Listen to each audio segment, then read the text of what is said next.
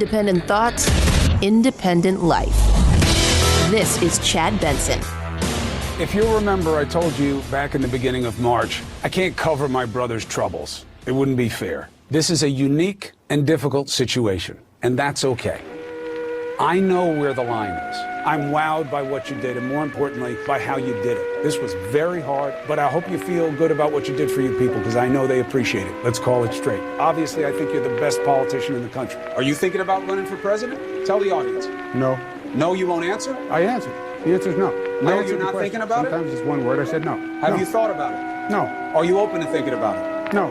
Might you think about it at some point? No. Do you think that you are an attractive person now because you're single and ready to mingle? No. You're feeling pretty good about yourself these days, aren't you? No. Oh, no. That sucks. And like that, it's over. Over!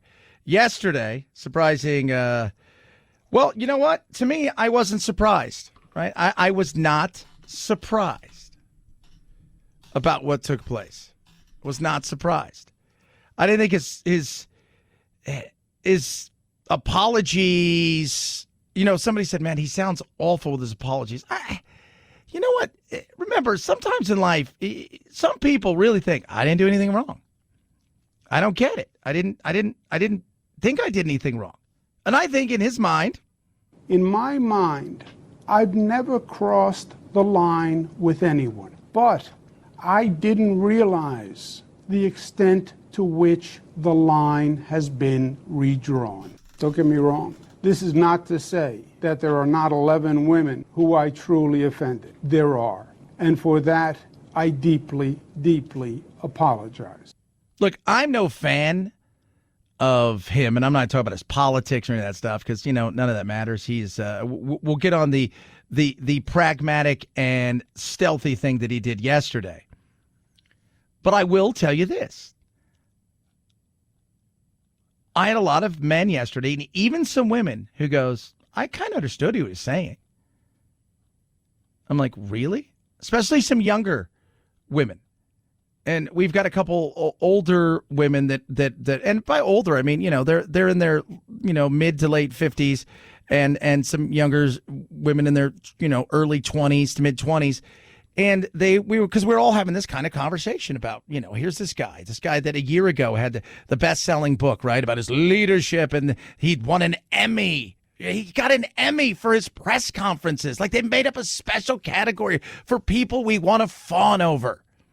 Right, so all of that stuff, right? People are saying, man, he may have to come in and, help the Democrats win this election. And there was a part, let's be real, there's a part of this that you could look and say, on the face of it, hell yeah. Again, the face is something that's totally different. And behind the scenes, stuff was going on. But back to the red line. Yeah, red line has been drawn in a different way. It has. And you should have known that. You should have. To a certain extent. Some stuff you'll never know, right? Like some stuff you could see a person every day for 5 years and they could come up and give you a hug. You can go give them a hug. And then one day it's all of a sudden wrong. Well, that's a confusing and frustrating thing, right? You saying to somebody, hey, I really like what you did with your hair. Looks good. And then they go to HR and that line's been drawn and you're called in for something. Well, you know what? That's, what was I supposed to say? I asked one girl yesterday that works here. I said, what's better, to completely ignore you? Or should we should people just insult? Would that make things, that's you're being silly. No, I'm saying, I'm asking a very serious question. And his apologies, because I think in his mind, he thinks, I didn't do anything wrong. In my mind, I didn't do anything wrong. I didn't do anything wrong. I'm a huggy, touchy-feely kind of guy, and I didn't do anything wrong. Work environment's changed. And I think we're going to have a longer discussion about this a little bit later. Has the work environment changed to the point where not only is the work line, red line being drawn in a different way, or businesses going out of their way to say, you know what? Not going to have this. I'm not going to put people in bad positions. I'm going to, because I've got a couple friends who've got some interesting takes on what they're doing in their world when it comes to men and women and the fear that they have of getting sued. And I'm hearing from more and more men across the board about what they're willing to do and what they're not willing to do anymore when it comes to being in an office environment where there's a worry that one wrong word, and we've talked about this in other aspects, right? Whether it's, trans or a joke or any of these things that even a conversation amongst a private conversation amongst somebody that you're dealing with somebody in another way inside the office where you're discussing something and somebody could overhear it and take offense to it. I mean, this is the kind of place where I think we don't want moving goalposts and red lines redrawn all the time. We don't want that. People like to know where we stand. What is offensive? What's not offensive? Well, in this day and age, that's up to the person who feels they've been offended. It's up to the person that they feel that somebody's made them uncomfortable. I mean, I've heard stories of people like, well, he stared at me and it made me uncomfortable. So, and you're getting dragged in somewhere going, all right, well, what? Wait, I did what? He said, what? Huh? I mean, that's kind of the insanity that in some places people are feeling. And I think in his mind, he thinks, I didn't do anything. I didn't do anything. He talks about a lot of other stuff yesterday, and we're going to get to some of that. Sour lemon, as we like to call him, dour lemon. You cannot continue to act in an antiquated way when the society has evolved. Governor Cuomo signed into law a sweeping anti-sexual harassment bill just 2 years ago. At the time, he said, quote, "There has been an ongoing persistent culture of sexual harassment, assault, and discrimination in the workplace, and now it is time to act." But it is a fact of where we are right now that women no longer have to put up with that or stay silent about behavior from powerful men. No, they shouldn't. They shouldn't at all. Never said they should. Again, I go back to, in his mind, I don't think he thinks he did anything wrong. I was glad he resigned, but I'm not gloating over it today. It's a sad day for New York because what he did to those 11 women was unforgivable. And not acknowledging what he did as sexual harassment, gender discrimination, sexual abuse is only a sign that he will not accept reality. Or he accepts what he thinks is his reality, which is, I didn't do anything wrong. And that's a weird world to live in, right?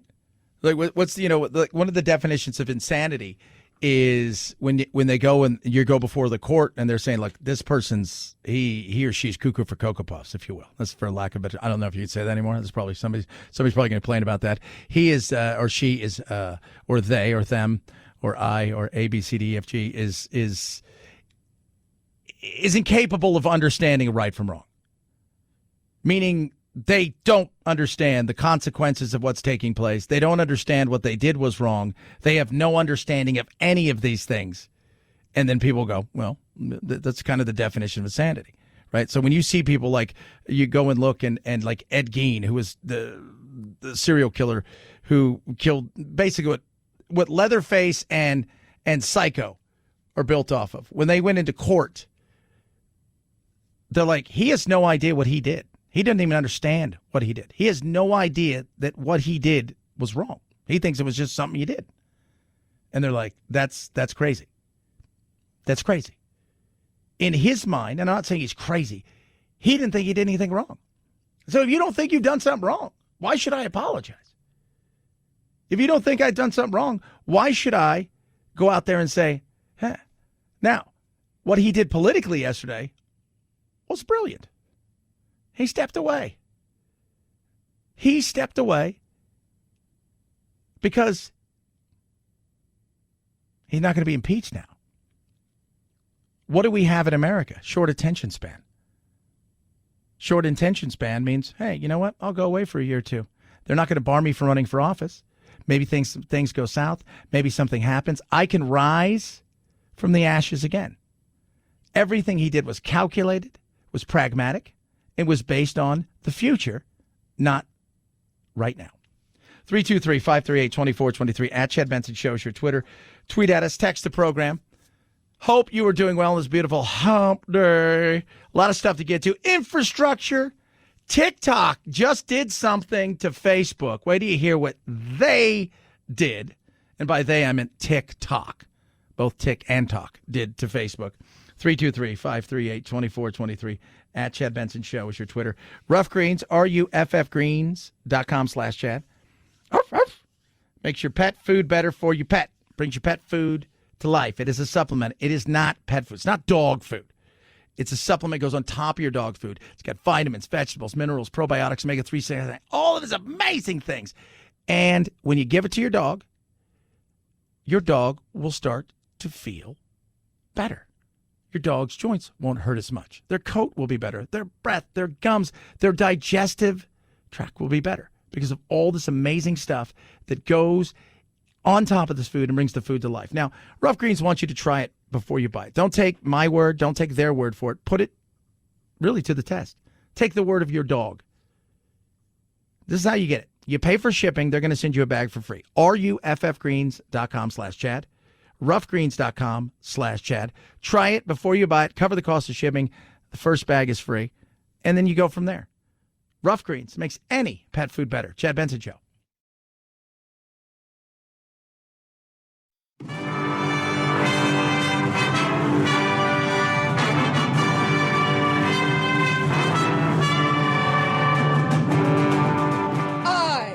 To be free. I am not a terrorist. I am not Antifa. I am not a sex slave that wears masks. Don't be a cutie pie. Probably sit around and cook some soups and eat bread and desserts and just get all fat and sassy. You're running my life, bud! Yeah, you haven't seen anything yet. You're listening to The Chad Benson Show. If this bipartisan bill that has now passed the Senate, a big deal, clears the House, and if the Democrats, despite a lot of knocking heads in the next week or so, can keep that together, they will pass in this month the most sweeping legislation to clear Washington. I've been here 33 years. Never, never. Health care, climate change, elder care, child care, and all the things this infrastructure bill does in terms of roads and bridges. Washington has not done anything like this, has not envisioned doing anything like this in my 33 years here. Yeah, it's massive. And by that, I mean absolutely huge. And this is just the beginning. Think about how much money we've spent. Let's go back. And I've always been, I don't want to say a deficit hawk because I live in a world. Look, I'm not Dave Ramsey, right? We're going to have to borrow money. And who are we borrowing? We're borrowing it from ourselves. We're robbing our future to pay for the present. I'm not as freaked out, but I like controlled spending where we're spending not recklessly, but in ways that work. And infrastructure, most people agree. Look, we need to do some stuff here. Yes, this is going to give potentially have some opportunities for good jobs. And I say potentially because you never know. I just go back to we tried that $1 trillion spending deal. Remember that? It was shovel-ready jobs. There's still, we had a shovel, but there was no jobs. None ready. That was a lot of, that just like, no big deal. This is a massive deal. It is huge. A huge, huge deal. We're going to be spending some cash. Let's talk about this. All right. $1.2 trillion-ish dollars. Final vote yesterday, 69-30. 50 Democrats, 19 Republicans, including Mitch McConnell. More inflation pushing costs higher and higher. What our colleagues are proposing and planning is absolutely jaw-dropping. People want to pretend this is just business as usual, just liberals doing liberal things using Senate procedure. Make no mistake, this reckless taxing and spending spree is nothing like we've seen, nothing. The basic math of their taxing and spending is toxic enough, but the radicalism that we'll be debating on the floor goes well beyond dollars and cents. Yeah. Now, he is not talking about the bill he voted for. Because behind this massive $1.2 trillion bill, which will raise our deficit about $260 billion over 10 years, is a reconciliation bill behind it with $3.5 trillion. Now, this one is going to take a while, but essentially, this was all party lines. So you've got one bill where you look and you say, you know what? Water projects, a ton of money for that. Power grid, absolutely, a ton of that. Roads, bridges, things of that thing. $550 billion for physical infrastructures, with the remainder going on to, other places where they're going to allocate funds. All of those things I think we need. Drive on roads in certain parts of this country. It's a nightmare. Federal highways, some of them are awful. Look at some of the places that we have around the country when it comes to our water projects, which are a absolute disaster. I voiced something yesterday for a company that is an engineering firm that does stuff for water plants and things. And I was talking to them, and this, you have no idea how bad some of these things are. I said, I'm sure they are. He goes, well, yeah, you probably understand. He goes, but when you talk to the engineers, they're like, oh, you have no idea. We need this other stuff, this human infrastructure, these $3.5 trillion is insane. And don't think for a second, for 1 second, that it's only going to be a certain group of people that are going to pay the price tax-wise. It's real swamp stuff. They told us it was about real infrastructure. It wasn't. Calling this bill an infrastructure bill is it's like calling Anthony Weiner a saint. There's more Green New Deal and welfare in this bill than infrastructure. They told us the bill was paid for. It isn't. They told us the bill wouldn't raise taxes. It does. They told us the bill wouldn't contribute to inflation and higher prices. It will. Yeah.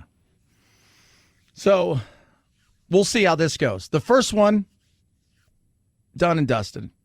The $1.2 trillion. The human infrastructure bill behind it, that's the one that's going to be done through reconciliation. That is going to be very costly. And mark my words, everybody will feel it. Everybody will. And not in a good way. Chad Benson Show.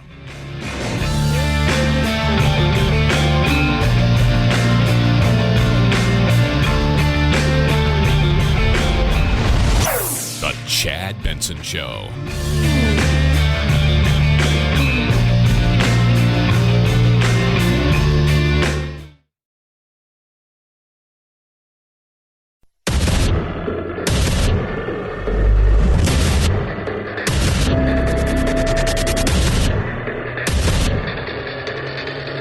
Independent thoughts, independent life.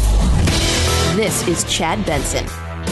The immunocompromised are going to be, unfortunately, vulnerable for a long time. So we're going to have to live with this thing. We're going to have to be vaccinated consistently against it because it's not going away and it's going to be here. And the goal is not to pursue an illusory victory over the virus, but to learn how to live with it and actually live fully alongside it. Yeah. Andrew Sullivan right there, author, conservative. I've been a big proponent of learning how to live with this thing, through this thing, and around the thing. The first thing we had to do was identify it, find out what it does, and that'll always be changing, right? As long as there's more variants, there's going to be a lot of things that go into this, but those are the things you have to figure out. But once you realize that this was endemic, not pandemic, how do you live above it, around it? Well, if the media wasn't talking about this 24/7, first of all, you'd be like, you know what? I'm not really paying attention to it. But because it's living out there, and we have a pandemic of fear and insanity inside of the media, it feels like it's on top of you all the time. And like this is the worst thing in the history of ever. And it's not. It's an awful thing. Absolutely. It's been a disruptor, 100%. But what I hear people, and I talk to people who are so into some of this stuff and so fixated on it, and I'm thinking, well, why aren't you doing something, like living your life a little bit? Why aren't you? I feel like you're stuck in something. And he goes on to talk about this. We have two scenarios. We have one in which the epidemic actually does blow itself out, or at least blows itself out with vaccination, and we have some sort of herd immunity, in which case we can begin to go forward. Or we're going to have to just live with the permanent, constant vaccinations like we have for the flu. The trouble is with the viruses is that you can get fixated on them rather than the goal. The goal is living. And that should be the goal. Living. How do you live? You live like you did before, right? You wake up, you go to work, you do the things that you're supposed to do. You in life, and you go out and you be as responsible as you possibly can, especially when there's flare-ups in certain situations. But to stop living or to live in fear, that's not good. That is not good. And first of all, it's not good in many ways. That mental health side of stuff, it is not good for. You can't allow that to happen. Then he talks about what we have been talking about, what Marco Rubio talked about yesterday, about what government's role should be in this and what I wish they would do more of. But because they seem to think that their responsibility is to protect everybody from everything, not just this. The government has a responsibility to give you the means in those states where people really are dying. Certainly in Florida, that seems to be happening. And in other southern states, that's happening. Big jumps in vaccinations. You know, government isn't there to hold your hand every day. The government has a responsibility to give you the means to protect you and your family from this. Once they've done that, it's a free country. You get to live.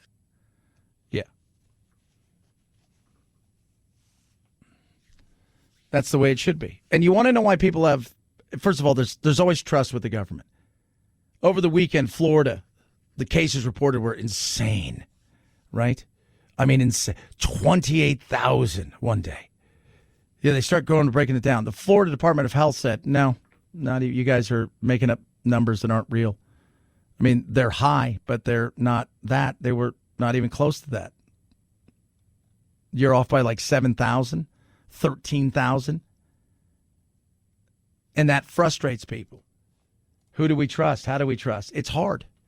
It's hard. And it goes back to when politics and science intermingle in such a way. Not a good thing. It's not a good thing. I mean, the CDC saying, oh, yeah, you guys have almost 30,000. And their Florida health department's all, we have 15. Wow, we think you had 30. Well, who do I believe? I don't know. Learn to live with this thing, through this thing, and around this thing. I think all of us need to learn how to do that.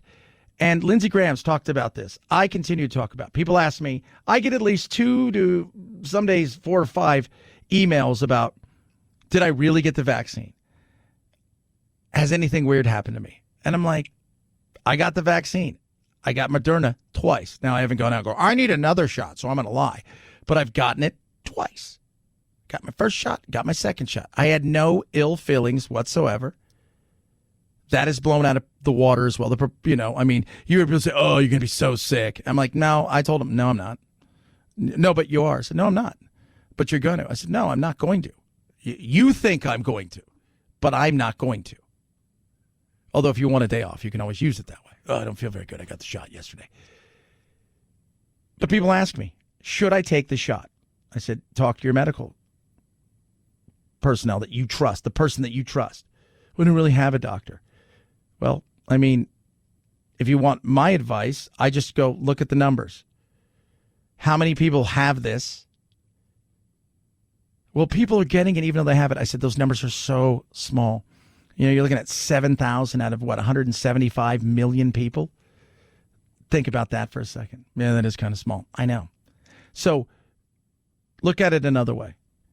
Ask some people that you trust, but then look at the data. And if you're a person that believes in data, look at it at your local level, look at it at your statewide level, look at it at the CDC, the World Health Organization, look at it globally, wherever you think. If you believe any way, shape, or form in the data, and you go take a peek at it, I think you'll really will start to say, okay, cool, and then look and see how many people have gotten sick and have died because they took the shot, not from anything else. Again, adverse reactions happen all the time, but it's minuscule. If you're playing the odds, which you should be playing, the odds are if you get it, more than likely you're going to survive. If you get it, you might feel like crap for a couple days, maybe a week.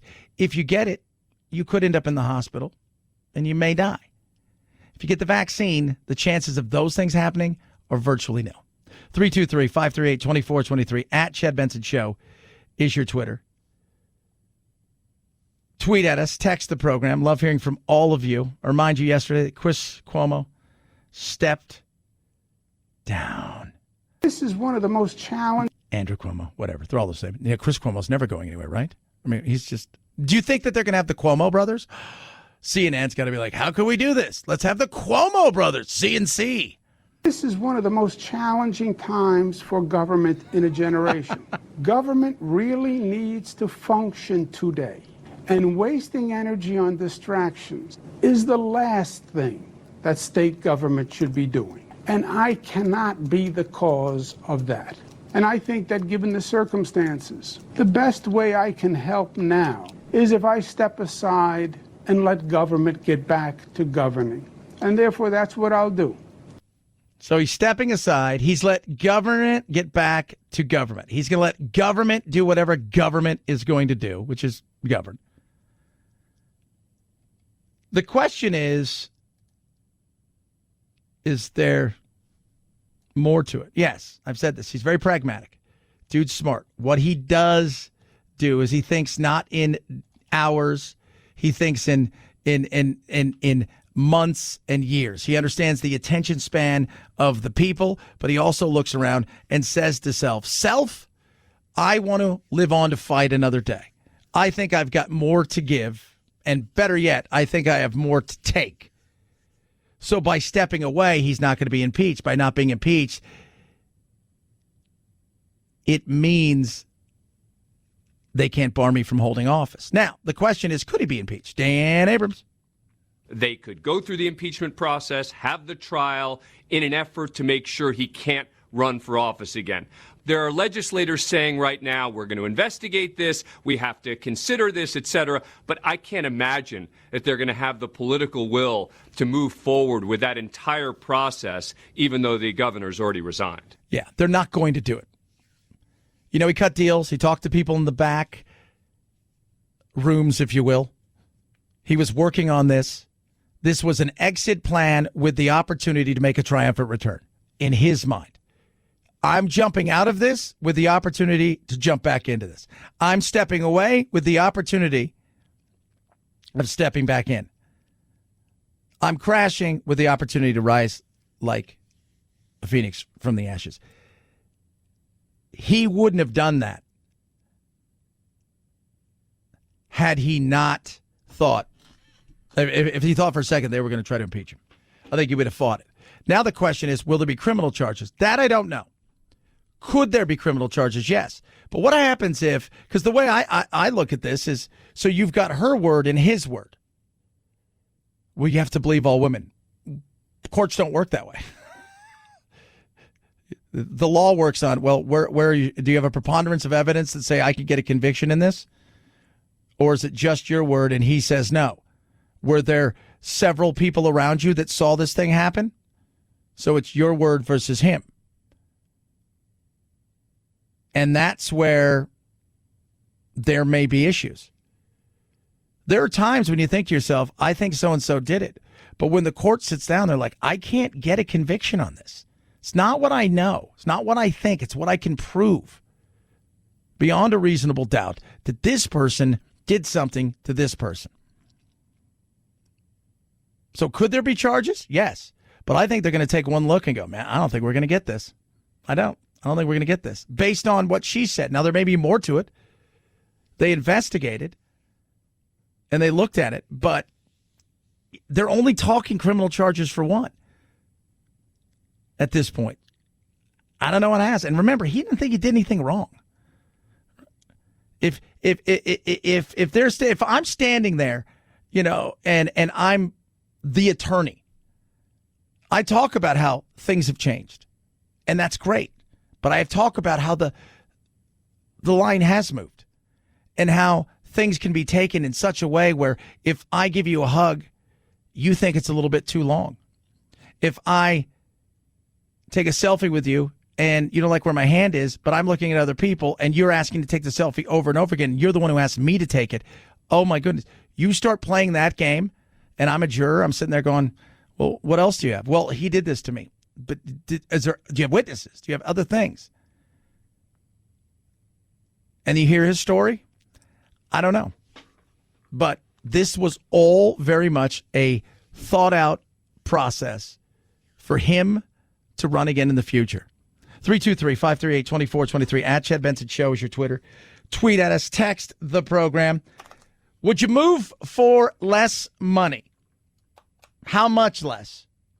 We're going to discuss this because we're having a nice, lively debate earlier about this off the air, about maybe taking less money to go somewhere else that's more affordable, and how more and more companies are offering that. Is that a good thing to offer? 323-538-2423 at Chad Benson Show, Twitter, Chad Benson Show.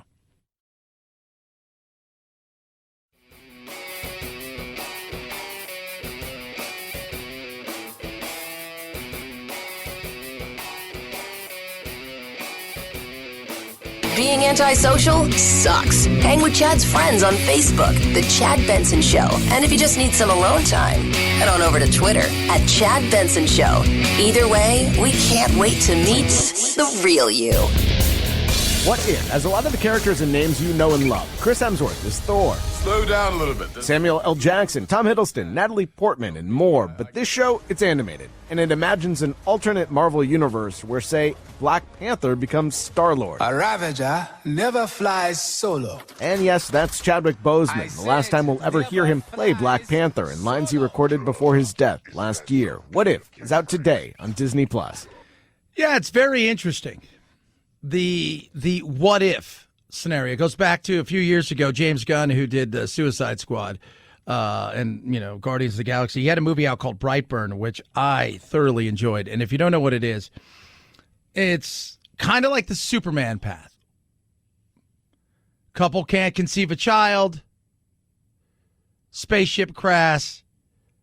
They take in the child. They name him Brandon. Well, Brandon's not good. He's not a nice person, and he has all the powers of Superman, and he's evil. And there's always that, like, what if things. That's why the Suicide Squad is always so interesting when I watch those movies, because the whole thought process is everybody in the world, like, and you go back, when World War II came to an end, was coming to an end, the race wasn't to get to Berlin to see who could get there first. Like, oh, yeah, look at us. If you got here first, no, we're running away. The Russians like, we're coming for you, and here comes the Americans. It was to get to the scientists as fast as possible, get to all of the data they've collected, get to their brightest, their smartest, so we can take all that data and we could use it for ourselves. And that's kind of what, like, Suicide Squad is. Get to all these other metahumans because everybody else is searching for them so we can use them as weapons. This actually looks pretty good. And, yeah, people, are you a cartoon guy? It's weird. I do watch cartoons. I was watching cartoons last night, partly because kind of what I do, Like this last week, I've voiced everything from a dog to, a villain in a space game. So, but it is the what if thing. And I'm always curious about the what if. Like, it's like the man in the high castle. What if? What if the Japanese did everything they wanted to do and the Axis won? What would that look like? It's always these weird what if things, and this is a very interesting thing. What if your business came to you and said, would you be willing to move somewhere else? Would you be willing to take a pay cut? What if you went to them and say, hey, I would like to move. I don't want to be here. It's too expensive. In particular, big cities like New York, San Francisco, Los Angeles, where people are able to do a job that has you doing a job, not like you're a stand-up comic or you're me, a voice actor. I can be anywhere in the world for all intents and purposes. But I'm talking about somebody who's like a computer designer. Would you be willing to do it? More and more companies are giving people the opportunity, and more people are searching for that opportunity. And the question is, are you getting screwed over by the company? They're saying, oh, cool, we're going to save X amount of dollars on him or her. But at the same time, do you feel like you're getting over on them? Because you're like, I don't want to live in a city like this. I can't afford anything. We were talking earlier. You live in San Francisco. You make $200,000 a year, right? So you're making about $18,000 a month, give or take. You can't afford to buy any kind of decent home. Renting a place. Anthony was looking earlier today. Manhattan, that is in New York, not Manhattan Beach, California. 230 square foot apartment, almost $2,000. And it's an apartment-ish thing, but it's not like, you're 230. But if somebody came to you and said, hey, I'm going to pay you nearly the same, right? Take you a 15% pay cut, but we're going to give you the opportunity to work from wherever. Maybe you're from Ohio, you want to go home. Would you think about it? I think a lot of people are thinking about it. And that's one of the things that's drawing people to certain industries is the flexibility to live anywhere. It's an interesting question that I think is going to be asked more and more by people who want good employees. But there's always that thought of out of sight, out of mind. If they start making cuts, I'm not around. It's easy to do. Chad Benson Show.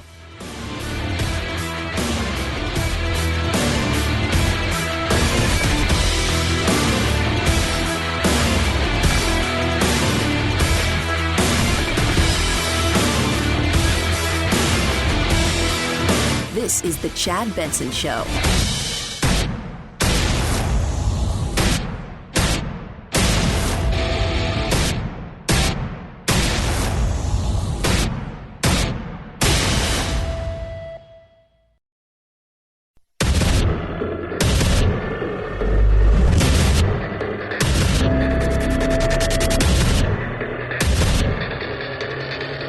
Independent thoughts, independent life. This is Chad Benson. If you'll remember, I told you back in the beginning of March, I can't cover my brother's troubles. It wouldn't be fair. This is a unique and difficult situation, and that's okay. I know where the line is. I'm wowed by what you did, and more importantly, by how you did it. This was very hard, but I hope you feel good about what you did for your people, because I know they appreciate it. Let's call it straight. Obviously, I think you're the best politician in the country. Are you thinking about running for president? Tell the audience. No. No, you won't answer? I answered. The answer is no. No, you're not thinking about it? Sometimes it's one word. I said no. Have you thought about it? No. Are you open to thinking about it? No. Might you think about it at some point? No. Do you think that you are an attractive person now because you're single and ready to mingle? No. You're feeling pretty good about yourself these days, aren't you? No. Oh, no. That sucks.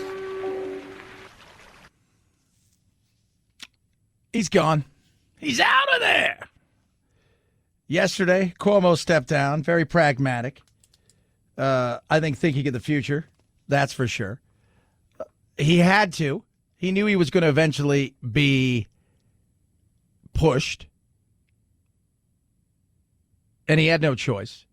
But he wanted to go out on his terms, and his terms allow him to potentially rise again. Keep going back to this, though. Yesterday, during his press conference, his apology / resigning / it was, first of all, what he always does. I'm going to be in control of this. Right? I'm going out on my terms. My terms give me essentially an opportunity to have a back door. And we'll touch on that in a minute. But there is something here that he said that does interest me. And he talks about the change in culture and in today. In my mind, I've never crossed the line with anyone, but I didn't realize the extent to which the line has been redrawn. Don't get me wrong. This is not to say that there are not 11 women who I truly offended. There are. And for that, I deeply, deeply apologize. Interesting. Some of what he said, I think, is true. Now, not to the extent where you're groping people. That was wrong 50 years ago. It's wrong now. But in some other parts, I think it's absolutely true. And by the way, it doesn't have to be in the sexual harassment, he looked at me with bedroom eyes kind of. It could be in a lot of different things. A joke, Somebody took something the wrong way. Even a criticism about somebody's work today can be seen as a hostile work environment, and that is not good for production of anything. Trust me, I will tell you guys this right now. It's not. People are lashing out, saying, "Well, hold on a second. You came and did this yesterday. Where's your responsibility?" I don't think he thought he did anything wrong. This is Assembly Member Jessica Gonzalez Rojas. It was the right thing to do. However, I feel like he has not taken adequate responsibility. He still denies allegation. He still disparages and discredited the survivors. Well, let's settle down on the survivor thing. Chad, look, I went through horrific things as a kid. Horrific things. When I hear these ladies, I'm thinking, that's awful what he did. If you know, and some of them are again, hostile work environments, and some of the stuff you just sit there and go, okay. And look, I think most people kind of feel like, well, some of it may be overblown because you're a politician and things get big. And when that magnifying glass is on you comparatively to somebody else who's just kind of looking through, you know, the regular glass, it gets and seems bigger. I still don't think he did anything wrong. First of all, you're not going to go up there and say, "Oh yeah, I'm guilty of everything," because that's not what you do. Your attorney would advise you not to do that, especially when they're still looking into criminal charges. And by all accounts, they're only really seriously looking into one. Now, that may change. But it is an interesting thing. Because, again, I go back to the red line and the goalpost. They're being moved all the time. And it's not just for interactions in the workforce between men and women. It's interactions in the workforce and in society in a lot of different things. Something that was acceptable 5 years ago, all of a sudden is unacceptable, right? Somebody saying, hey, your hair looks great today. You may take that one way. Another person takes it another way. It was meant to be a compliment that you did a good job on your hair. Nobody ever says that to me, partly because I'm bald. But at the same time, that's where we are. And I don't want to live in a society where, like, you can't say nice things to people. I don't want to live in a society where, you know what, your first inclination is to run to essentially tattle on somebody. Obviously, if something horrific has happened, yes. But we don't need horrific to happen now for there to be a problem. You don't need an incident where somebody's groped for something to happen. And what's happening is it's causing like a fragmented office in a lot of ways. When the Me Too movement first started, it was like this needed to happen. Especially, and by the way, a lot of that, you know, because you go back and look at Mad Men. Yesterday we were having a conversation about Mad Men. And because we were joking about, you know, like beer 30 and stuff. And I don't drink, but, you know, it's like, and, you know, having a drink at lunch. And one of our guys goes, people used to do that? I said, have you ever watched Mad Men? That's all they do. They smoke, they drink, and they harass the women. And every woman is beneath them and a secretary. It's a male chauvinistic, awful look back at what was once life in America. But in those days, that was the sensibility. It was fine. You know, glad we've moved forward with that. But that's the way it was. And, you know, women wanted to get ahead, and they were trying to figure out how they go and do it. And they also were looking around going, you know, getting ahead means it's an ugly position to be in because these guys also don't like each other. So it's not just women, you know. So, and then you flash forward to where we are now. I'll be honest. I get asked to mentor all the time.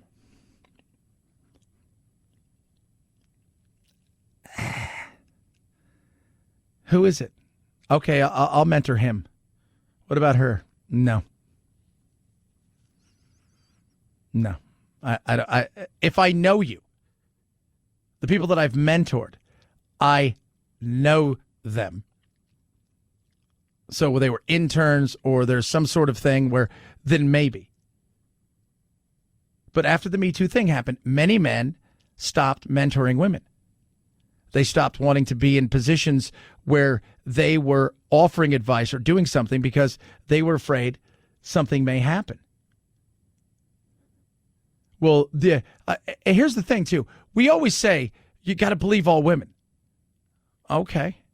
So you don't believe anything a man says. You got to believe all women. No, it's not that. First of all, you need evidence for any of these things. But the second thing is we act as if women can't look at a position and take advantage of somebody or something. Power's the greatest aphrodisiac. Yesterday I was on my other show. I was having a conversation with my partner who's on the air with us, Gatos. And he and I were going back and forth. And I said, dude, just remember this, brother. He goes, he goes, you're 60 and you're this and you're looking down and you're leering at all these young women and stuff. And I said, let me tell you something. Kissinger said it. Power's the greatest aphrodisiac. Just as much as men are scumbags and are at times and attracted, they're 70 and they're attracted to a 25-year-old. That 25-year-old is also attracted to money and power. Well, that can't be. It can be. There's always going to be that power dynamic and mixture in anything. And we're finding it more and more with women now in power and younger men. But I don't want to live in a world where you're afraid to have a conversation. Because I've been in this business 30 years. I do love the fact that two of my last two mentors, because I've mentored over the last year, two people. Both of them have their first-time radio jobs. They both started this week. They're over the moon. And I love the fact that I did that. And I love the fact, and I was telling, some of the younger staff here a couple months ago, if you want to get ahead, find people who are doing the things that you want to do and ask them how they got there. Let me tell you what successful people will do. They will talk. And if you give them a chance to not only talk about success, but talk about how they got there, more often than not every time, but 90 times out of 100, they'll tell you. They will tell you. Some are Richards and not nice, but more often than not, they'll give you some advice. They will. But you're finding it less and less. And a couple of the younger girls here said, yeah, it's tough because a lot of the people that I look up to who are men, they don't want to do it. I said, that's understandable. Everybody made fun of Mike Pence. Remember that, right? Taking his wife into meetings, never being alone in a room with. Everybody made fun of him. You know what? Nobody's asking questions. You never hear, did you hear what Mike Pence did? Nope. I mean, he bores you. But I didn't hear anything other than that. 323-538-2423. At Chad Benson Show's your Twitter. Tweet at us. Text the program. Love hearing from every single one of you. My Pillow right now has towels. It's just pouring rain outside. If it was sopping wet and I came inside, I would grab my MyPillow towel if I had it with me. I know it's super absorbent. I know that the cotton's grown in the United States of America. I know that it's not lotiony, and the proprietary cotton makes it so it just soaks up all that water. You get a 6-pack, normally $110 for you, $39.99. But wait, there's more. No, yes. You get 2 big towels. You get 2 hand towels. You get a 2-pack of washcloths. Different sizes, different colors, 60-day money-back guarantee, 1-year warranty. $40 for these. Take advantage of this 6-pack MyPillow towel set and check out all the other deep discounts. MyPillow.com. Use that promo code Benson to save big. Check out the Giza Dream Sheets. Check out the My Slippers. Check out the MyPillow pillows and, of course, the mattress toppers. Take advantage. MyPillow.com. Promo code Benson. MyPillow.com. Promo code Benson. Chad Benson Show.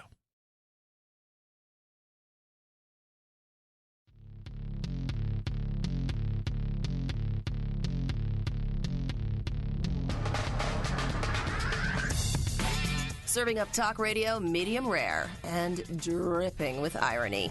It's Chad Benson. 5, 4, 3, 2, 1, 0. Ignition. Liftoff. Now it's time to find out what's trending. What's trending? Yeah, what does that mean? I mean something, right? Like it's trending on the old internet. What's trending? Let us take a peek and find out what's trending, shall we? I like doing this. I like to see what's going on. Find out. So often, like, you go to a place like Google and you realize, okay, well, wait a minute here. Like, seems weird. Like, this is nothing compared to what you see elsewhere. Kathleen Huckle, who is she? She is going to be taking over for the governor, former governor of New York, or soon to be, in the coming days. She is the first female to head the state. People are asking questions. Who is she? What is she about? Jennifer Aniston. People are still asking questions about her. You know, why is she getting rid of her friends who aren't vaccinated? There was a good article yesterday I read about the fact that several celebrities and people are coming out and say, well, if my friends aren't vaccinated, I'm getting rid of them. And that's actually not a good thing. It backfires on a lot of people, especially with people who are out there pushing the vaccine. And it has an us versus them kind of, attitude. And I'm like, yeah, I could, I mean, it is a, I don't think it's a good look. I don't. But that also shows you, too, that I think if you're willing to get rid of people who are unvaccinated, just because they're unvaccinated, they were your friends before, there's probably a good chance that, you can look and say you probably get rid of a lot of people based on politics and things like that. Weird, but true. Weird, but true. Mike Lindell's vowing to stay up for 72 straight hours. He has his live symposium / whatever thing that he's doing, and essentially has offered people up to $5 million if they can crack the code and show him why he's wrong. So that is very interesting to see. And he says he's not getting off the stage, he's got the bathroom to eat or do anything. So that will be fun. Enjoy that. Head on over to Twitter. See all the craziness and kookiness going on. Yes, the preseason college football top 25 polls has been released. It is never, ever, ever, ever, ever too early to talk a little college football. I haven't seen it, but my gut feels like Alabama 1, Clemson 2, and then everybody else. Let's see. Alabama 1, Clemson 2, Oklahoma 3, Ohio State 4, Georgia 5. Seems about right. Same group of people year in and year out. Why wouldn't it be? Alabama continues to do what they do, and it is so insane because now these guys have their name and likeness opportunities. Same thing with the girls. And by the way, I think a lot of people thought, well, it's just going to be sports like basketball and stuff. It's only going to be the guys. The women in a lot of these sports are killing it big time. And yes, I'm going to say this, it's probably going to sound obnoxious, it's based on some looks. Yeah. In fact, the number 1 high school recruit for next year finished up school so he could get to Ohio State early rather than try and stay in Texas for another year to win a state championship. And the reason for that is because they do not allow name and likeness in high school, at least not right this second. So he thought it best for his family and everything that he take the opportunity because he had so many opportunities. But you start seeing that these guys and gals, these youngsters, are pulling in massive money. But also what I said was going to be a great thing for college sports in some ways is guys who aren't ready to go to the pros but would easily be picked now have the opportunity to stay in for a year or two.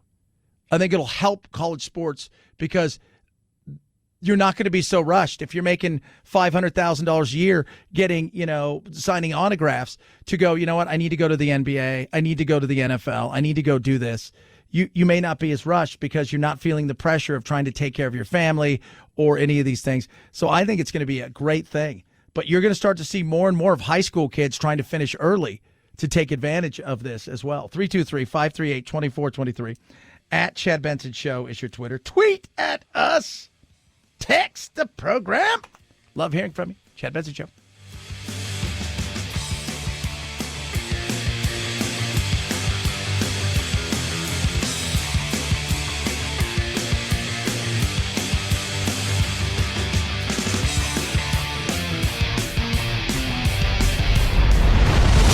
The Chad Benson Show.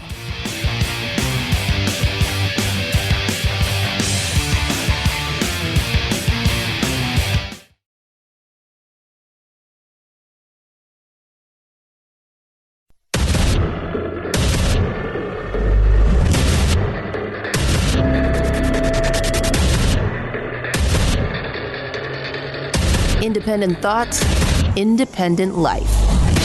This is Chad Benson. If you haven't been vaccinated regarding the COVID problem, you need to get vaccinated. I've been vaccinated, and I got COVID anyway. A couple of really bad days, but I'm doing better, and I feel on the mend, and I'm confident if I hadn't had the vaccine, it'd have been a lot worse. So in my state, about 50% of the people are still unvaccinated.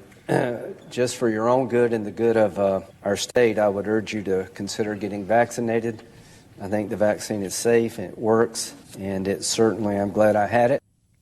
Yeah, like I said, and I'll continue to say it, I've been asked on numerous occasions, Chad, should I take it? I get asked this all the time. Is it safe? I would say, consult your doctor. A lot of people, I'm not going to call my doctor because I know what he's going to say. Well, then why are you asking me?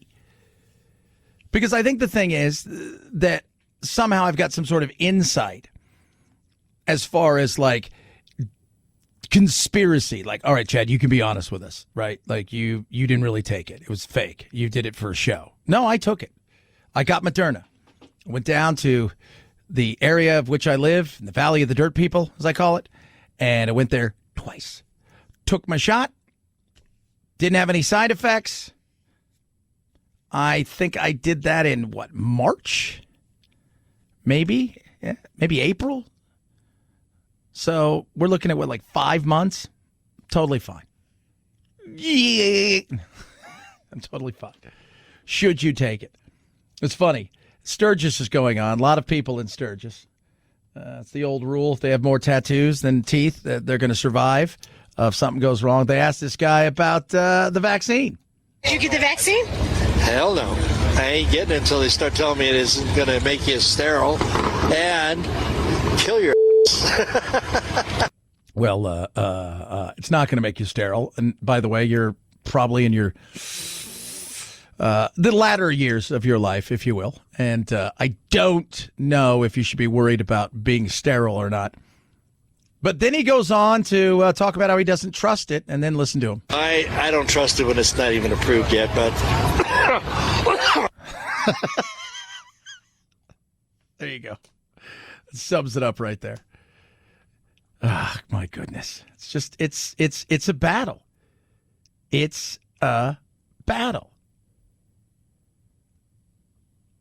Battle every day. We're having these fights over, you anti-vaxxer or you what? By the way, you're not anti anything. Very rarely do I meet people that are anti stuff. And by the way, a lot of people are anti stuff. When you see anti-vaxxers, they're anti-vaxxers because they look and they think that the wool's being pulled over their eyes, right? Or something happens, and a lot of times, and it's very interesting because for those of you guys who don't know, my little brother is in a wheelchair. His name is Spencer. He and I are very close. I haven't seen him in like a year and a half, and it bumps me out. I need to get out there. We're going to take a vacation here in a couple of weeks where we're going to have actual time to get out there and because I do so much and spend some time with him and not have to turn around and come home. But he's a huge part of my world. And he's in a wheelchair. And I coach his soccer teams when I lived out in Southern California. I coach his soccer teams, special needs soccer teams. And it was always very interesting because you talk to people and some people like, well, it's because I took the child's got vaccines and I'm just like, no, I don't think that was it. And you could see, but a lot of the times it was because people, when something goes wrong with their kids, right? In particular, like when they think they get autism, they don't want to think it could be their genes. They don't want to think it could be something they did. So people are always looking for it. Well, there's got to be some other explanation. And I'm not saying people can't have bad reactions to vaccines, but no. But we turn everything into this battle now of like, are you anti-vax? There are people out there that are totally full bore on vaccines, right? They don't want to see the measles, the mumps, rubella, any of the stuff that you can get a vaccine for, anything. They're not against that, but they are against this. Why? They feel that, and you talk to a lot of people, I've started to put stuff together. Well, I also don't get the flu shot. Oh, so you don't get the flu shot, but you start to get that. A lot of it is like everything. I think I can overcome this thing. Like it's a challenge. I'm going to overcome this thing. I'm going to overcome this thing. I'm going to overcome this thing. I'm going to overcome this thing. Ooh, I'm going to overcome this thing. It's It's sad. And then the other part of sadness is the fact that you have a lot of people, in particular in the South, white evangelicals, that aren't getting the vaccine, and they're paying the price for it. And what do we hear a lot is what? Oh, I should have got the vaccine. I should have got the vaccine. But then you've got other people out there who are doing stuff like this is Joshua Fernstein. He's a preacher. Let me speak now to the cameras around the world, to every pastor that's watching this broadcast. I realize that for this last year that maybe you've been fed fear and fear and fear. But the Bible says that God has not given us the spirit of fear, but of power and of love and a sound mind. You have a sound mind. You don't have to wear the mask. You got Jesus. You don't need the vaccine. You got Jesus. Yeah. And I sit there and I think to myself, you know what? As a person who follows Christ, I think Christ gave us science, and science says, hey, this works. So there you go. It goes back to that old joke, right? Woman in the house. How many times do I have to say this joke? People knock on the door. Flood's coming. Come on, lady. Hop in the truck with us. Let's get out of here. No. God's going to save me. People roll up on a boat. Lady, flood's up into your house right now. Quick, get in. Nope, God's going to save me. On top of the roof. She's yelling. Don't have to pick me up, helicopter guy. God's going to save me. Dies, goes to heaven. What happens? God, why didn't you save me? He goes, I sent you a truck, I sent you a boat, and I sent you a helicopter. Something to think about. 323-538-2423. At Chad Benson Show is your Twitter. Tweet at us. Text the program. Love hearing from every single one of you. It is Wednesday. That makes it Woke Wednesday. And we like being woke on Wednesdays. We have something new for you. It's about pronouns, because this is part of the confusion in the world of pronouns, is how and when do you use them. Remember the red line we were talking about earlier. It's not just about sexual harassment or things like this. There's a lot of different things that go into the red line world, and pronouns are one of them. You may have heard the term preferred pronouns, but pronouns are not preferred. They're mandatory. Pronouns are one of many ways that we can validate and respect other people. When someone tells you their pronoun, the only option is to use it. If you don't know someone's pronouns, ask them. Use gender-neutral language or no pronouns at all. My pronouns are they, them, theirs. If you don't know how to use them, look it up. Practice. Use an app. Ask a friend. It is not the job of the trans and gender nonconforming folks in your life to teach you. Then whose job is it? Because you're the one who want me to do this, right? You're the one who's asked me. By the way, my preferred pronouns are just call me Chad. It's my name. I don't have any pronouns. Whatever. I don't want to be labeled anything. Whatever happened to that? I don't like labels. I don't like labels. I just prefer Chad. That's pretty much about it. My pronoun is Chad. You can take it for whatever it is that you want, right? You want to call me Chad? Fantastic. You want to call me jerk? Okay. But I love it. It's not it's not our job. No, it is your job, because you're the one who's supposed to be, because the rules change every day. So don't know the rules. So your job is to tell everybody the rules. By the way, too many damn rules. You know what people don't like? Too many damn rules. And they also don't like the fact that rules could change based on how you feel in certain situations. It's too many damn rules. How about a singular rule? What's your name? My name's Steve. I identify as a man. All right. My pronouns are, no. Steve. Your name is Steve. But Steve. I'm going to call you Steve. Because if I say they, 80 people may turn around. But if I say Steve, you're Steve, you're probably going to turn around. Oh, yeah, there's that. There is that. You can always just call somebody by their name. It's an old-fashioned thing, I know. 323-538-2423. At Chad Benson Show is your Twitter. Tweet at us. We got another duct tape scenario on an airplane, American Airlines flight, Maui to L.A., diverted to Honolulu, after a 13-year-old boy became disruptive, tried to kick out the window. He then became physical with his own mother about an hour into the flight when finally they had had enough and they went to the old standby of duct tape. That's the old standby now. It's like, you guys got some duct tape? Remember that guy a couple weeks ago with the duct tape? The one where there's been so many of them. You had the lady at first. She was hilarious because people were stopping by taking pictures of her. But this guy, he did a little spoof on some of the duct taping and people that, let's just say have gone too far. Now understand something. I'm a flight attendant. That means I attend the flights. Sometimes our job has us attending to crazy people. If you push us too far, you're going to have to attend this whooping. You see, because on this particular flight, I'm sitting in the jump seat and I'm just looking at him act a damn fool. He's spitting and cussing and going crazy. I say, that's enough. I got up and I walked over there. Yeah, you walked on over there. Tell me more, Alfred. What'd you do, Alfredo? So we wrapped him up. Better than any Christmas present you ever see. He won't be coming on no more Frontier flights at all. This is great. Why did you do it, Alfredo? It wasn't just because he was cussing and screaming. At this point, he touching all over my coworker's breast. And where he up at is when he touched my because I don't play that.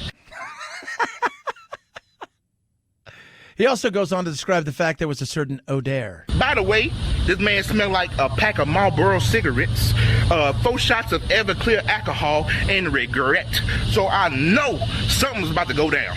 And go down it did.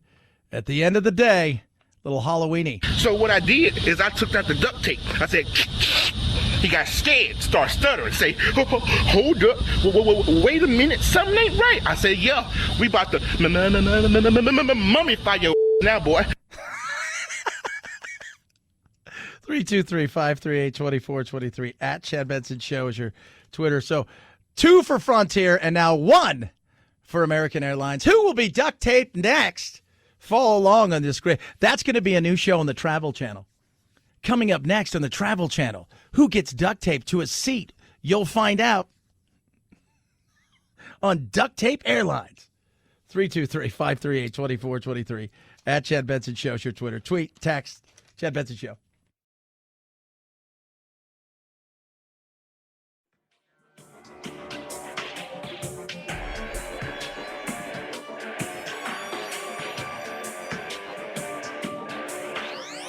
Warning, no snowflake zone. Uninformed opinions are in danger of melting. The Chad Benson Show. Think about all the other students. Think about the predicament it puts their child in when their child comes to school without a mask and other kids are wearing masks, afraid for their lives. Think about the potential conflict that it could cause between students. Yeah, that's a possibility. That's for sure. Rosalind Osgood right there talking about Florida and the great mask fight. She works at the Broward County Public Schools. District 5. Dr. Rosalind Osgood from Broward County, who's not the coward of the county, which was a different thing.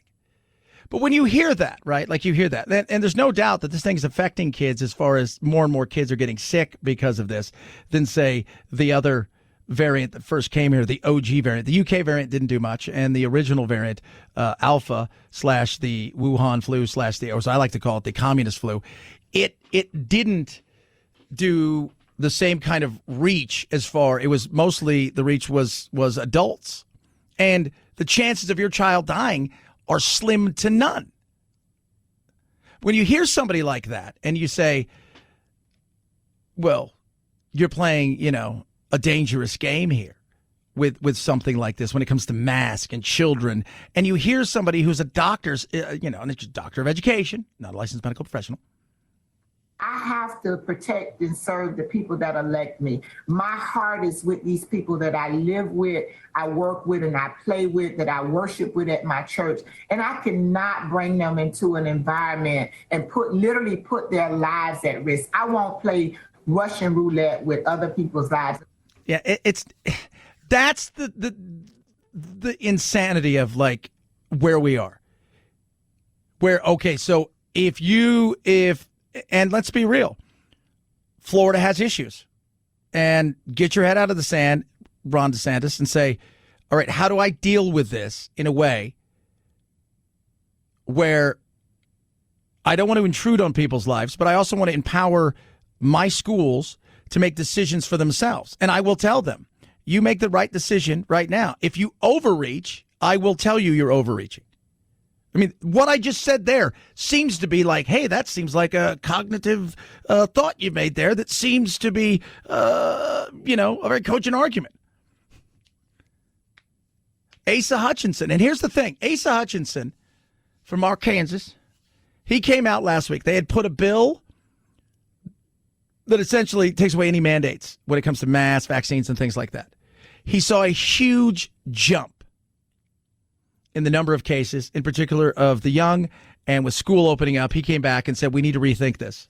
We need to be able to empower these schools and these districts and stuff to make decisions for themselves at this moment in time. One of the reasons he's able to do that is he's not running for anything. Politics now is out the window. He doesn't have to worry about politicking. He's not running for something else. He has run his race. Now he is saying to himself, what's the best thing for the community at large? And why this matters is you're going to see schools starting to close down. You're going to see districts starting to say, we're going to go back to either a hybrid model or learning from home. And whether you're in Florida, Arizona, whether you're in Washington State or Washington, D.C., nobody wants that. It's not good for the kids. Sure in the hell isn't good for the teachers, and it's not good for the parents. So what you try to do is muddle through this as best that you can. And it's a pain in the ass. And yes, as a governor of some of these states, you have to be able to be flexible. That's what great leaders do. Great leaders, and I always go back to Reed Hastings, who was the founder of Netflix. When Reed Hastings did something a couple years ago, when they were branching out and they tried to do two different things with the, people getting, DVDs in the mail and subscriptions, and they tried to break it up, it hurt their business. He came back within like 60 days and said, you know what? I screwed up. We can't do this. It's not working. This is my bad. I take full responsibility for it. And it's always stuck with me. More and more leaders need to go, you know what? We thought this was a good idea. It didn't work the way that we thought, at least not at this moment. We don't want government intrusion and overreach. At the same time, we've got to be able to do what's best for the community at this moment. 323-538-2423 at Chad Benson Show is your Twitter. Chad Benson Show.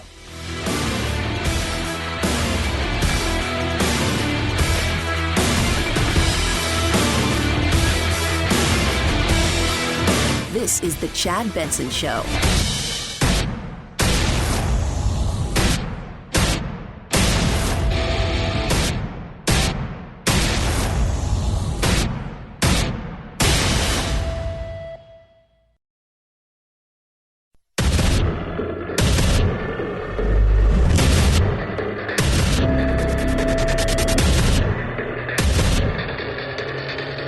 Independent thoughts, independent life.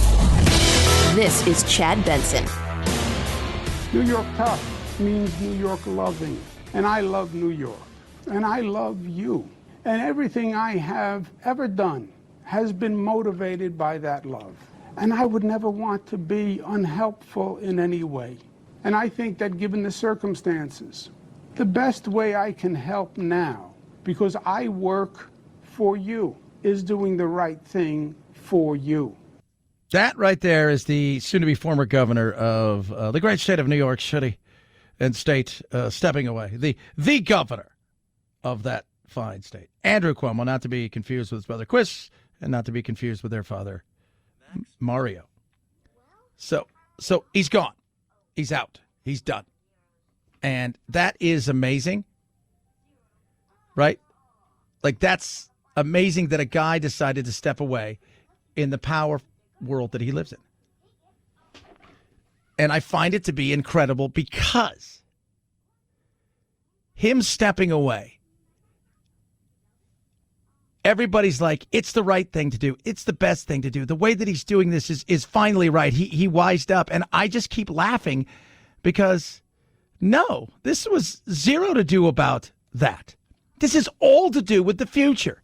He thinks in rising again like a phoenix from the ashes. Rise again. He thinks like that. I think of it as this guy just played everybody who's not paying attention.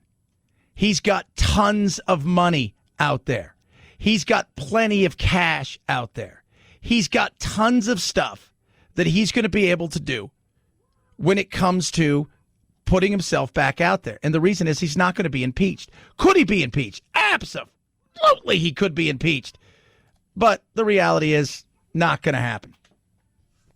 They could go through the impeachment process, have the trial in an effort to make sure he can't run for office again. There are legislators saying right now, we're going to investigate this, we have to consider this, etc. But I can't imagine that they're going to have the political will to move forward with that entire process, even though the governor's already resigned. And it's incredible because behind closed doors, he was working this thing. You know, up until a couple of days ago, he was thinking about running feel-good positive ads. Like, hey, it's me, Andrew Cuomo, governor. What? People love me. And people blah, blah, blah, blah, blah. Look what I did. I'm great for the country, and I'm great for the state, and I'm great for you, and I'm great. And look at me. Remember I wrote the best-selling book about leadership during the time of COVID. He's got issues that are still hanging out there. Take away this issue of sexual harassment for a second, because I don't think this destroys his career based on the accusations, because you haven't proved anything.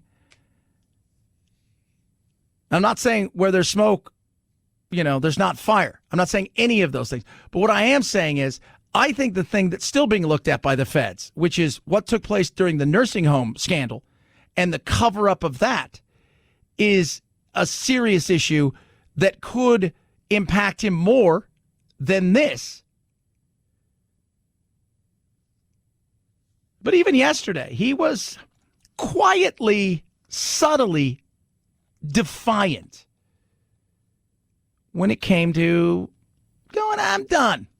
In my mind, I've never crossed the line with anyone, but I didn't realize the extent to which the line has been redrawn. Don't get me wrong. This is not to say that there are not 11 women who I truly offended. There are. And for that, I deeply, deeply apologize. Yeah, he's apologized. He has. Not everybody's buying it. This is an assemblywoman, Jessica Gonzalez Rojas, talking about yesterday and his resignation, and was there any real sadness or understanding for the victims? It was the right thing to do. However, I feel like he has not taken adequate responsibility. He still denies allegation. He still disparages and discredited the survivors. There's only one potential from what I've seen. Now, this could all change because you don't know if there's more out there or there's more to stories that we're not getting a part of that could be criminal. But why would you come out and say something against yourself in the public, especially if you face other potential suits? When he holds a press conference, when he makes comments, those statements could be used against him in any potential civil lawsuit if there are inconsistencies in things he said, if he used words like offensive, etc. All of those things could potentially be. So I would expect that his statement was carefully vetted by lawyers before he came out and made it. Translation: don't say something that's going to cost you money. Don't admit to anything.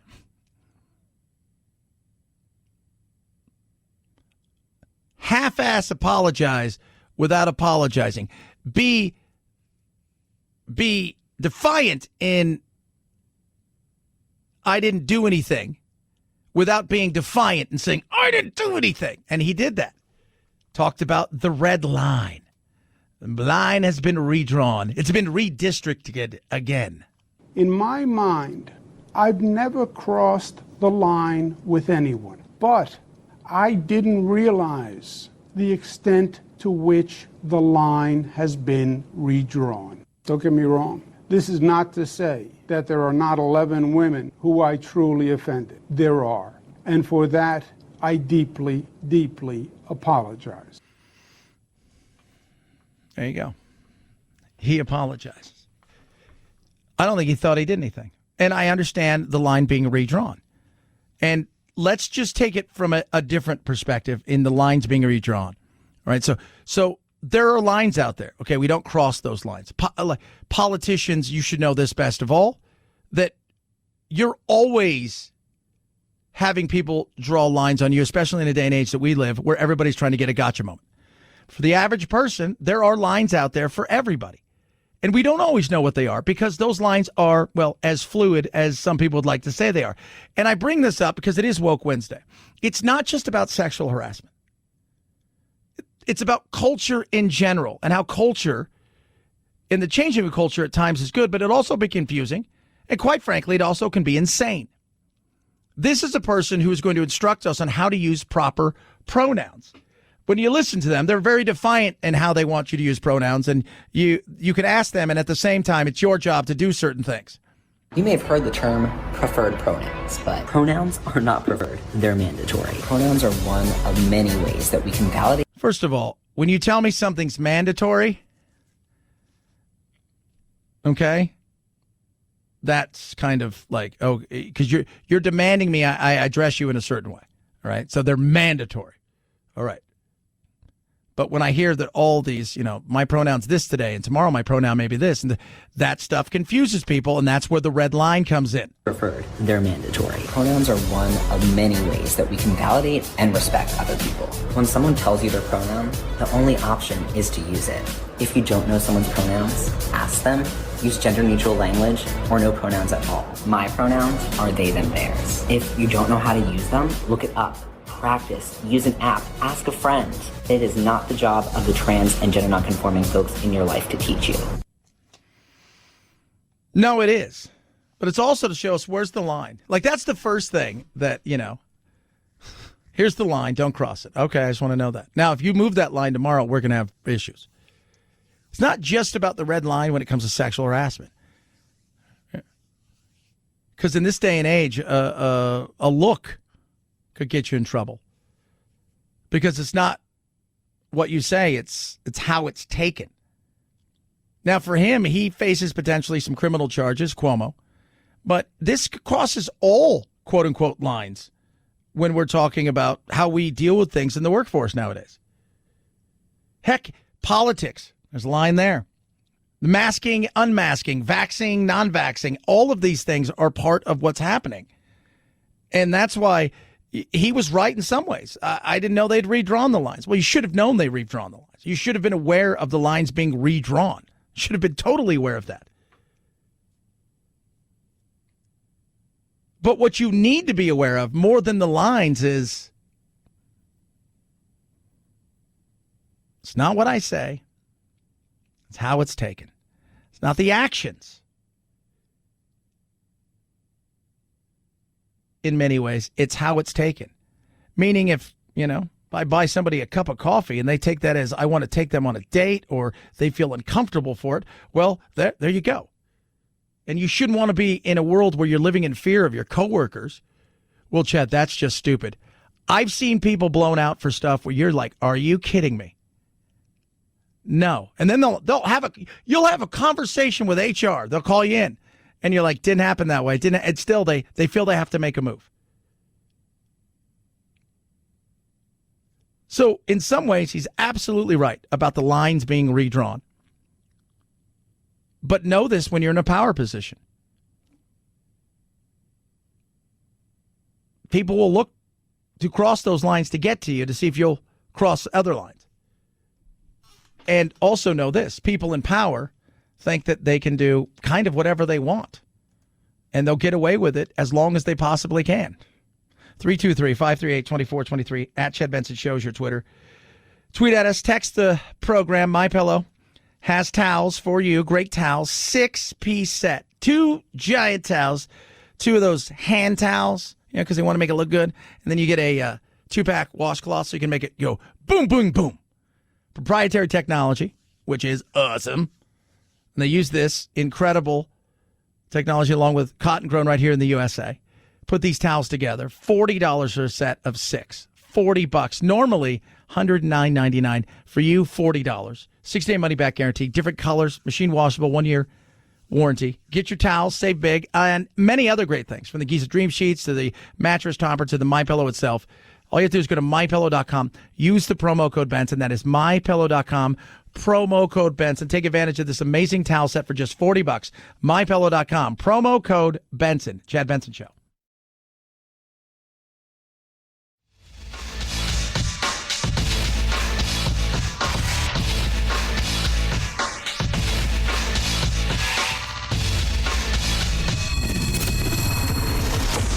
The Chad Benson Show, where we reach across the aisle and occasionally poke someone in the eye.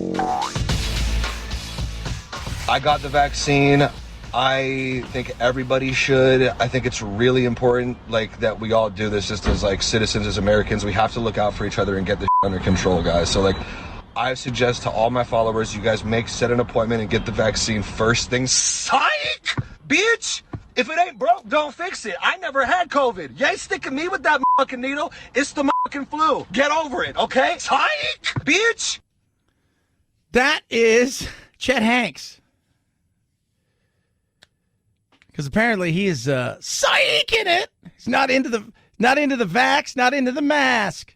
Oh, no way. Remember, Mom and Dad were both sick with this. Not getting it. You're just like, what? That's, oh my Lord, not you. Yes. Chet Hanks, who's a little bit different than the other one, right? The other one's an actor. Chet is a rapper, I think. Is that what he is? He wants to be like Dave on FX. You ever watch that show, Dave? I got to be honest, I've turned it on a few times, and if you've not seen it, it is a funny show about this white guy who's Jewish. And he's also, he wants to be a rapper. It's on FXX. He's neurotic, and he believes he's destined to be the greatest rapper of all time. And he's trying to convince all of his friends and stuff. And it's very interesting because he hangs, all these rappers are on the show, and he's got talent and stuff. It's just a very weird thing. That's kind of what Chet reminds me of. Like that. Funny. 323-538-2423 at Chad Benson Show. Your Twitter. Tweet at us. TikTok has done something today, kids. TikTok has done something. Are you ready for it? They have overtaken Facebook as the most downloaded app. Ooh. Yeah. Yep. They have overtaken them. And why this matters is because of the potential influence of China. The influence of China, and, we've heard other celebrities even come out, ones who aren't afraid to speak their mind and terrified to say certain things, that they would never say in public, certain things, but in this, you've had a few, and Ashton Kutcher's been very vocal about the fact that he believes that this thing is a great way for China to spread a message and do it subtly. Remember one thing about China, they're long term. They're not thinking tomorrow. They're not thinking micro. They're thinking macro. They're thinking about long term goals. What did you make of Senate intelligence holding this rare public open hearing about the threat that China's playing? China's playing the long game to dominate the world economy. Well, exactly right. And the American people need to understand this. They are playing the long game. They're playing it brilliantly. The good news is over the last few years, there really has been an awakening among the American public among business leaders and among some political leaders that China is not our friend. They're not just a place across the pond who makes really great iPhones and skateboards. They have certain goals and ambitions. They're very open about it. I don't know about China making skateboards. But that right there is Chris Stewart, Republican, Utah. And he's right.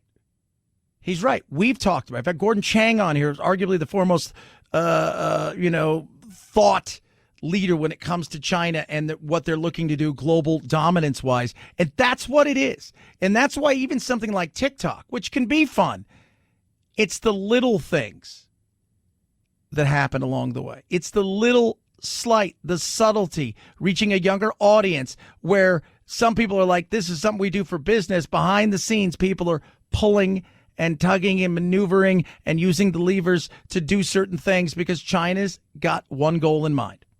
Their goal by 2049, the 100th anniversary of China Communist Party claiming power, is to be the single dominant force in the world, not just a peer competitor, not just another superpower, the single dominant superpower in the world, including military, diplomatically, technologically, economically. They're working towards that. And I just think the more the American people know that, the better that is for us. And it's something to think about. Remember, long term, they're about winning, and they believe this is a giant marathon, and they want to pull in the lead. And we've got to do everything we can to make sure that doesn't happen because it's for better for all of us. Chad Benson Show.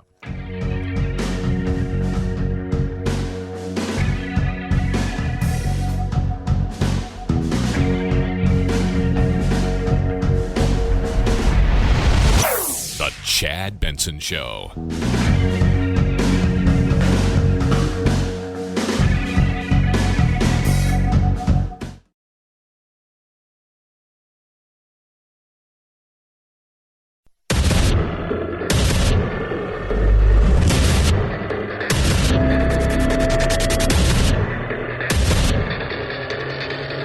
Independent thoughts, independent life. This is Chad Benson. If this bipartisan bill that has now passed the Senate, a big deal, clears the House, and if the Democrats, despite a lot of knocking heads in the next week or so, can keep that together, they will pass in this month the most sweeping legislation to clear Washington. I've been here 33 years. Never, never. Health care, climate change, elder care, child care, and all the things this infrastructure bill does in terms of roads and bridges. Washington has not done anything like this, has not envisioned doing anything like this in my 33 years here. So yesterday, sweeping legislation's passed. Oh, my God. The debates, the fighting, the arguing. It was actually Kirsten Sinema, who's a senator here, who, it's funny, if you go back about 5, 6, 7 years, if you don't know who Kirsten Sinema is, she is a senator who at one time was left of AOC and is now arguably, as she has grown up and matured, as most people do, found the middle ground. At times, she inflames the right, and at times, she really inflames the left. In fact, more often than not, it is the left that's mad at her. Her and Joe Manchin have become kind of the powerhouse of the Senate, and two of arguably the most powerful people in D.C. because their votes matter, especially for the Democrats. And for the Republicans, they know that they can, and more often than not, count on them to stop the Democrats from overreaching. Yesterday, the bipartisan bill passed. But then they did a reconciliation bill. And the reconciliation bill is $3.5 trillion. It's insane. So you got 1.2 trillion followed by a 3.5 trillion. That was all party lines. More inflation pushing costs higher and higher. What our colleagues are proposing and planning is absolutely jaw-dropping. People want to pretend this is just business as usual, just liberals doing liberal things using Senate procedure. Make no mistake, this reckless taxing and spending spree is nothing like we've seen, nothing. The basic math of their taxing and spending is toxic enough, but the radicalism that we'll be debating on the floor goes well beyond dollars and cents. Mitch McConnell there. Mitch voted for the 1.2 trillion-ish. It's going to add about $260 billion to the deficit over 10 years. for me, we need a lot of this stuff, right? Broadband is one of the big things. I mean, I live in a place where I'm 60 miles outside of Phoenix. It's a hell of a drive. That's why I stay here a couple nights a week. I don't have we've gotten better Wi-Fi out there where I can do a lot more. But there were times, when I first moved out here 4 years ago, it was just awful. It's gotten a lot better, but it's nowhere near where it needs to be. In fact, it's gotten to the point where I was one of the first to sign up for this new Starlink, the Elon Musk thing, because to me, that satellite and the upspeed, the downspeed, it's great. And for all the stuff that I do, in particular when I'm doing voiceovers and things like that, sometimes I have to do live connections to people all over, and I don't need, the lag, the latency. I don't need any of that. I need to be able to do things almost in real time. That stuff matters. People in rural areas need that. We need to really go out and take a look and have full resets in a lot of places when it comes to power grids and water treatment facilities and things like that. Zero problems with that, as long as the money's spent well. $3.5 trillion? We're not talking Green New Deal yet, but the $3.5 trillion makes the Uber left very happy, and it's human infrastructure. What? I'm glad it passed. I'm glad it's bipartisan, strongly so, important to job creation and the rest. But it is not the totality of the vision of Joe Biden and the congressional Democrats. The total vision is about not only building physical infrastructure, but building human infrastructure. What? And so much of this is a lot of those programs that they want to throw money at, where, quite frankly, I'm not a fan of. Spending money is a part of government. For those of you who are like, we shouldn't spend money, we're going to spend money. That's what we do. We should be spending money wisely. Stop worrying about things that are going to happen because they need to happen. Start worrying about and demanding that when people do certain things, that it's done in a responsible manner. And they don't do that. They throw money after things that don't work. If it doesn't work, they get more money. If it doesn't work, they ask for more money. It's never, hey, do you think this program doesn't work and we need to rethink this? Nope. More money. It's wasted. It's taken advantage of. This is where we should demand when you're spending it. But when it comes to $3.5 trillion, think about this. Inflation is real, whether they want to believe it or not. Some of it could be temporary. But when you're talking about borrowing and adding on, you're talking about weakening the dollar, making our dollar not go as far, your spending power not be as strong. You and I both know that is not a winning recipe for anybody. Consumer prices rose 0.5% in July compared to a month before and 5.4% versus a year earlier, continuing the trend of Americans paying more for goods and services as the economic recovery picks up steam. Some of the biggest price gains are in food, apparel, and gas prices, but some categories where costs had been surging, like rental cars and airfares, showed declines, which could be a sign the price spikes are only temporary. And that's what we're hoping for. But today, what did Biden do? He is urging OPEC to increase their output. And the reason's simple. OPEC's playing that game again. They're able to do that. They're able to push certain things, pull back certain things. We can increase it. We used to not be as dependent. And we used to be able to essentially say, look, at any given time, guys, if you're going to play this game, we're going to increase the spigot and open it up even more. And then let's see where we're standing. So there wasn't this battle.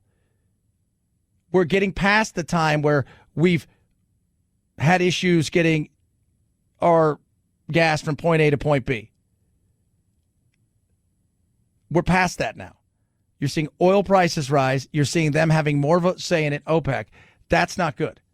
Because when those prices rise, that means getting it from point A to point B is more expensive. From point B to point C is more expensive. And when it finally arrives where you are and I am, and we go to purchase things, all of that adds up, which means our dollar goes, what?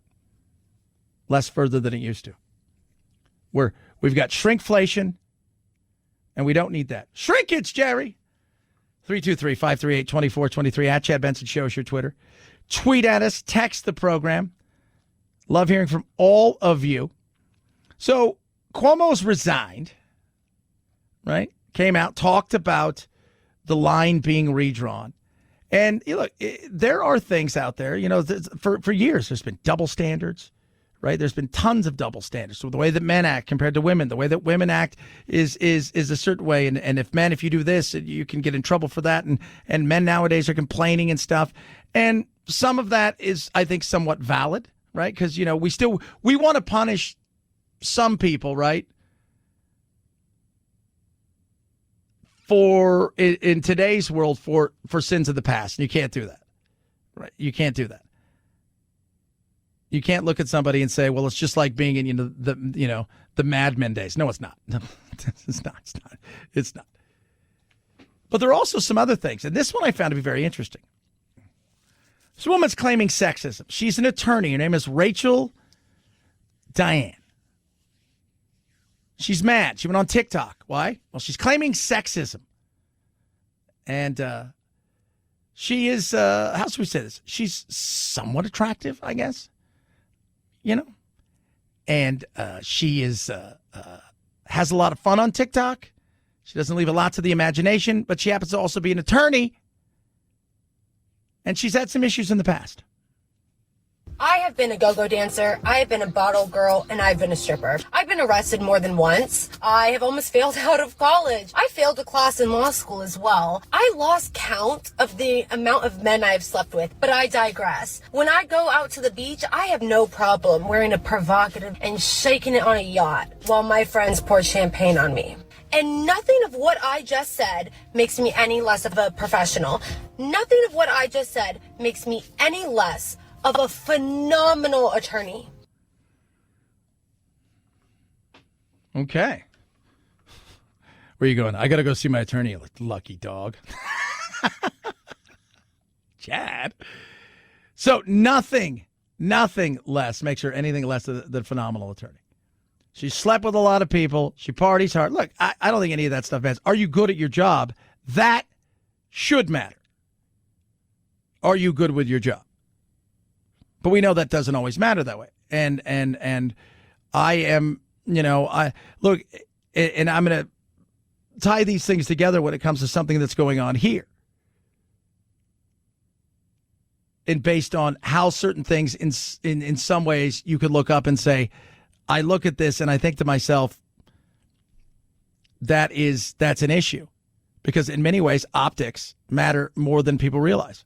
So you do not have a problem with professionals living their lives, enjoying their lives, having a past, but now I'm a woman. And the reason why you have a problem with women living on the same playing field as men is because this is the first time that women are getting the exact same power and the exact same jobs as men. But in 2020, 50% of law students were women. In 2020, 51% of medical. And that is where you have the problem.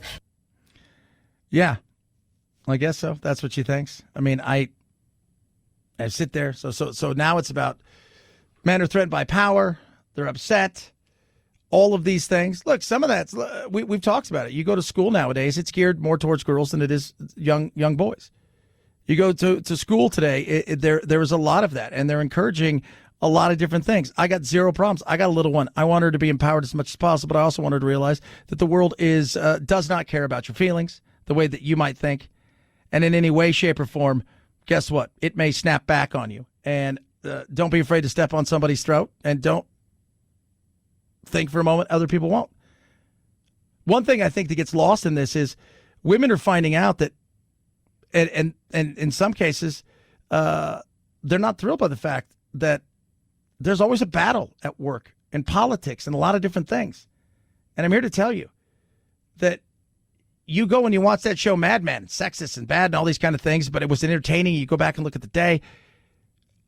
One thing you should take away from that is those guys, like anywhere else, they'll cut each other's throats as fast as they'll cut anybody else's throats. Because your entire lives, you have been told that there is no higher title than the title Mr. And now it is 2021 and you are realizing that the title Mr. pales in comparison to doctor, to esquire, to professor. And you're realizing the title Mr. doesn't mean shit. And because these women have these higher titles than you, you feel emasculated. And therefore, you feel the need to attack us and attack our licenses and try to strip us from something that we have worked so hard for. Because you are uncomfortable with the fact that we are now not only a higher title than you, but I could be hot as and still be a lawyer. Yeah. But I will say this, optics matters in some ways, and you may be great at this. But there's also an optics side of things. And in the world when you can check things out immediately, people sometimes don't take you as serious as maybe they should. It's one thing to flaunt some of these things. It's another thing to be quietly stealthy. And I say that because I look over here and I criticize all day the circus that goes on here in the audit. Because I think it's run by, at times, a bunch of people who have no idea what they're doing, and it is an absolute crap show, and it has been. Run by a court jester of ninjas in a secretive way that feels, quite frankly, very lowbrow. That's a man. Here's the beauty of going to a place where equality is as real as it's going to get. There'll always be some inequalities, some inequities in the world. That's always going to happen. Punches come from all angles now. And if you're going to give it, you better be able to take it. That goes for the men and the ladies. Chad Benson Show.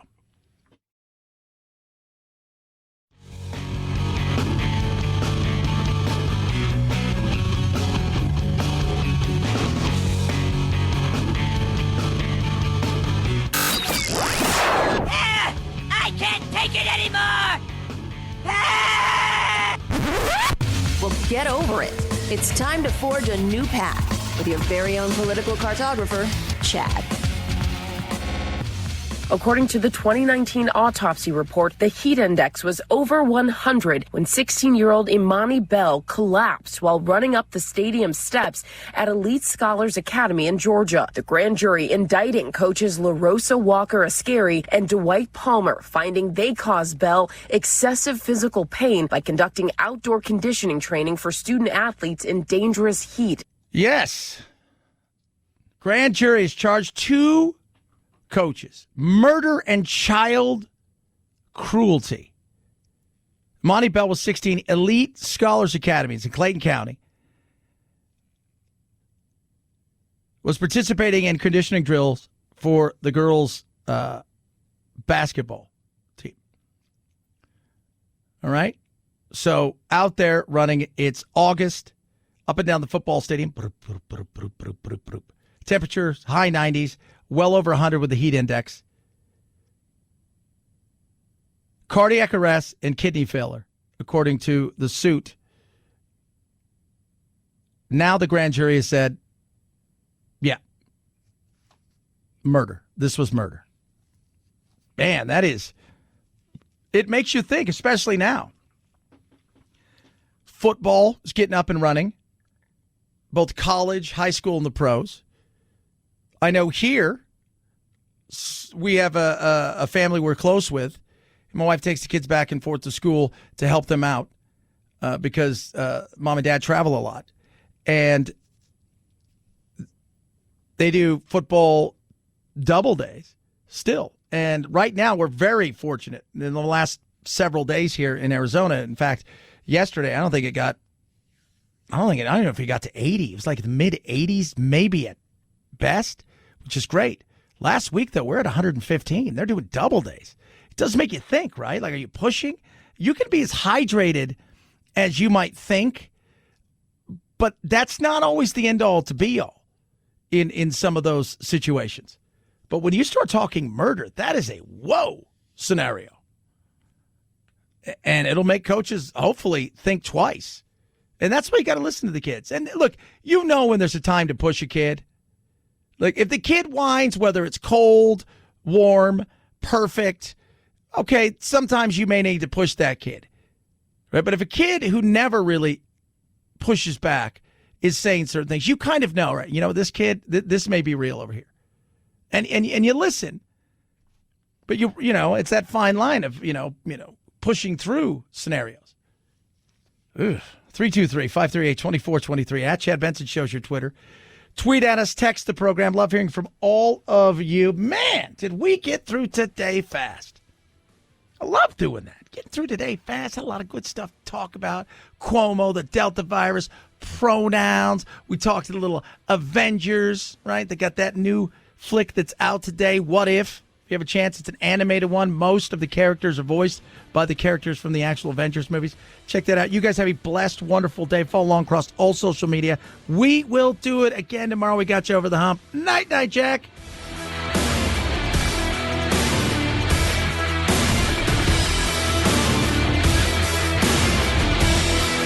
This is the Chad Benson Show.